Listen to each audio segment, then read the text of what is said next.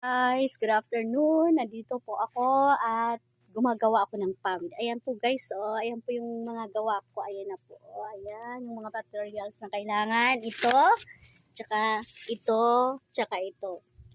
Yan po yung mga gawa ko na at yung mga natapos ko ay agad na inilalagay doon. Ayan po, oh. Oh, di ba? Ang galing ko, guys.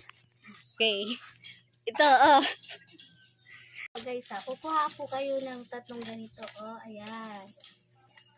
Tapos, gaganon mo lang siya, guys. Ayun, no? Guys. Ganyan, ha, guys. Tingnan nyo, guys. Ayan.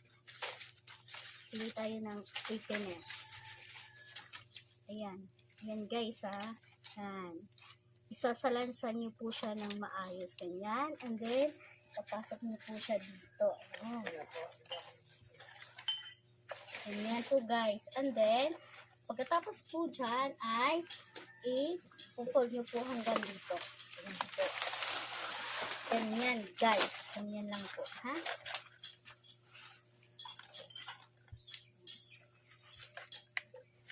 Tsaka po ay ito po oh.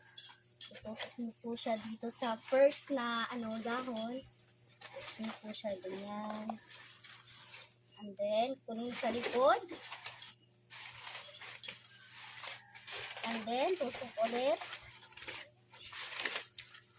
Dito na po niya yung dito na po guys. Sa pangatlo.